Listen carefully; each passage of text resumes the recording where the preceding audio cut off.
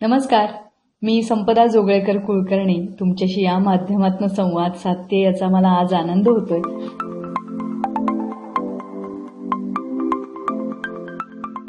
मी म्हटलं की मला तिथल्या निसर्गरम्य ठिकाणी खूप काही सुचत असतं. तर खरोखर या लॉकडाऊनच्या काळात ना सारखं जे ऐकत होते, वाचत होते, म्हणत होते स्वतः की केवढा काळ जातोय ना, केवढा काळ जातोय. आणि त्या काळाने मला सुचलेले काव्य आहे. बघा कसं वाटतं. कालचक्राची रगती, कालचक्राची रगती दिसते मला जात्यावानी. जीवा लागी घर घर परी नजर दाण्यावरी. कालचक्राची रगती दिसते मला रथावानी. जिंकण्याची लई धाव कुरुक्षेत्री कोणी नाही. कालचक्राची रगती दिसते मला घडीवानी. कालचक्राची रगती दिसते मला घडीवानी. काट्या माग धाव काटा जीवाशिवा भेट नाही.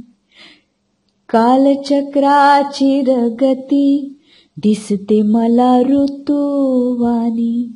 कालचक्राची रगती दिसते मला ऋतुवानी. जिमिनीत पारंबीला निजायाला येळ नाही. निजायाला येळ नाही. कालचक्राची रगती दिसते भरती ओहोटीवानी. लाटे माग धावे लाट जीवा किनाराच नाही. कालचक्राची रगती दिसते मला शून्यापरी. कालचक्राची रगती दिसते मला शून्यापरी. भवताली वेसलई जीवा खोल खोल नेई. जीवा खोल खोल नेई. कालचक्राची रगती. मी सर्वांना खूप शुभेच्छा देते याच्यासाठी की आपण एका वेगळ्या फेजमधनं जातो आहोत. हेही दूर होईल. बदल हे होत असतील आणि बदल हा आयुष्याचा नियम आहे. सो ही काही गोष्ट अशीच थांबणार नाहीये. यातनं बाहेर पडूया. पण बाहेर पडल्यावर मात्र ही गोष्ट पुन्हा पुढच्या पिढीच्या आयुष्यात यायला नको. यासाठी काय काय करता येईल यासाठी सजगतेने जगूया.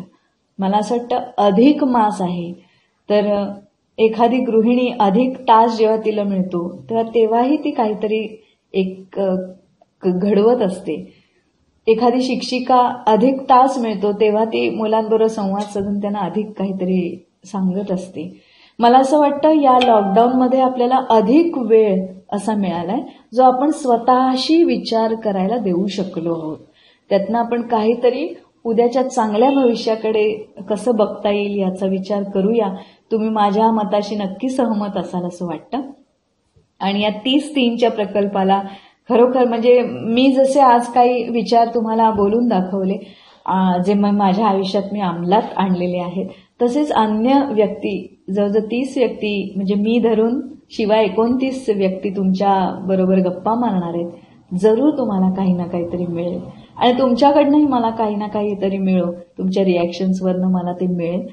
मी VS इव्हेंट्सना खूप काय म्हणू शुभेच्छा तर देतेच पण त्याचबरोबर सुयश चिंतिते ते असं की वृषाली शिंदे यांचा जो हेतू आहे की माणसाला माणसाशी जोडायचे त्यांना आणि त्यांच्या या इव्हेंट्सच्या माध्यमातून लोकांना प्रेरणा मिळेल. लोकांना कार्यरत व्हायला काहीतरी एक गिअर पडावा लागतो ना.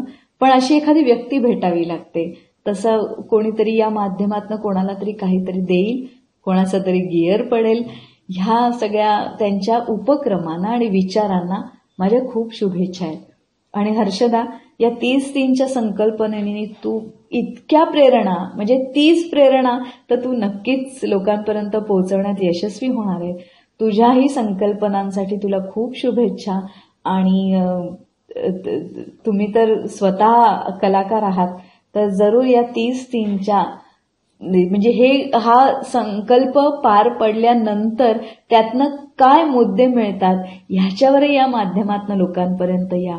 प्रत्येक लेक्चरमधनं कोणती प्रेरणा मिळाली हे या 30-3चं गणित इज इक्वल टू आपण मांडतो ना, तसं शेवटी जरूर मांडा ही माझी सूचना आहे. सगळ्यांना खूप खूप शुभेच्छा.